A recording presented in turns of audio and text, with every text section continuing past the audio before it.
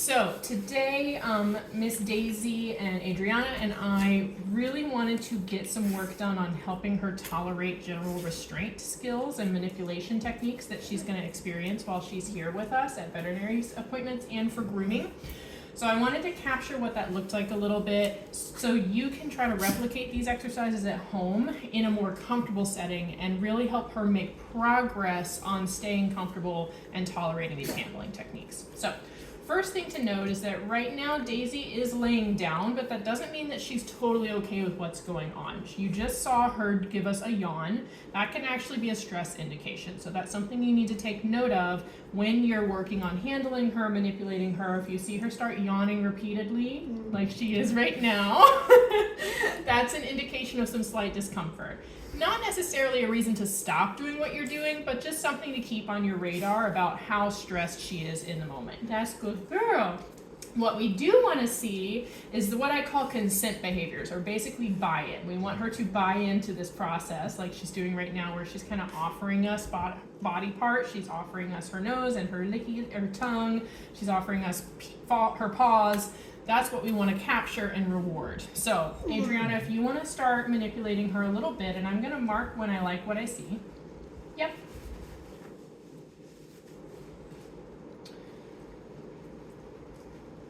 Yep. So what I'm capturing with these markers is stillness, because Daisy's a very wiggly girl.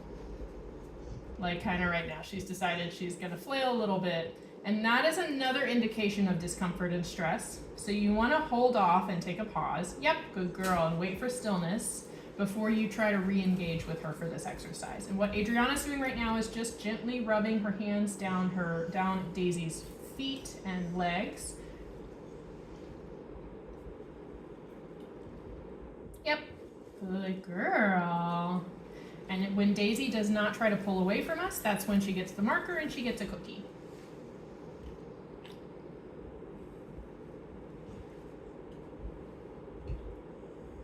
Yep, good job.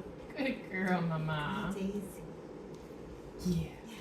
We also worked a little bit on ear manipulation, which she handled really nicely. And I even went so far as to mess with her muzzle a little bit. Yep, good girl, because that is something that she's going to experience when a veterinarian is doing a semi-annual exam or examining her for any problems if she comes in for a diagnostic appointment. She's going to want to take a look at the gums, the teeth, and inside the ears, and we want Daisy to feel comfortable with all of those scenarios. Now, Adrian, I'm going to ask you to push her a little bit and see if she can like roll and tap out for us so that Mom and Dad know what that looks like and what to watch for. So what Daisy's doing right now is what's called a tap out, where she kind of rolls and shows her belly. You'll see her do this for attention sometimes when she's in a comfortable setting, but paired with the stress yawns and paired with her tail, which is actually tucked a little bit tight against her legs and kind of is pretty still right now, a tap out indicates significant discomfort. She's trying to move away and avoid the interaction and make herself small and as unobtrusive as possible in the scenario to indicate that she does not want to continue the interaction. When you see this from her, good girl, I know. When you see her kind of roll away and tap out from the situation, that's when you really want to give her a break and wait for her to invite an interaction. Right now she's saying no. She's like, I'd rather just relax with everybody right now. It's been a long day. We've worked together for another, yep, good girl.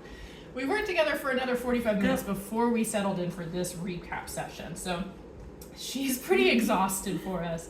But right here where she's offering us feet, yep, good girl, and offering contact with our hands, that's another buy-in behavior. She is ready, yep, ready to continue trying and practicing. So you always want to end on this kind of note where she is choosing to engage with you and interact with you. And then you can jackpot, yeah, yep, good girl. You can jackpot that buy-in with a nice play session, maybe bring out one of her favorite stuffed animals, or just a nice treat for her to enjoy, something that she can really get her teeth into and work really hard on. Yep, good job. No, you can't pull away from me, you silly goose. Yep, that's it. That's good girl. So ending on that really positive note and then walking away from the session for something super enjoyable. That's how we're gonna build comfort. Yes, that's how we're gonna build comfort with these scenarios. We were able to hold her feet for her front feet specifically, for a nice 1 or 2 seconds in stillness by the end of our last session. And then her back feet are a little more sensitive for her, so I would caution you not to try and just grab for the back feet right off the bat. Instead, you can do what Adriana was doing earlier and just rub your hands down her back legs. And when she tolerates that in stillness, use your marker of yep and give her a cookie for being nice and still for us. We also spent a little time on our loose leash etiquette. She worked with Adriana specifically in a higher distraction environment. We had a lot of social opportunities available for her today, and that proved to be pretty challenging for her. So we're gonna focus in on what our expectations of her are in social scenarios in the next session that we have for her next week, so that we can stop her new enthusiasm for greeting people, where she's just launching herself up into people's faces like she did for Miss Adriana today. We're gonna help her learn how she can appropriately engage with people and investigate them and say hello and get some affection, okay?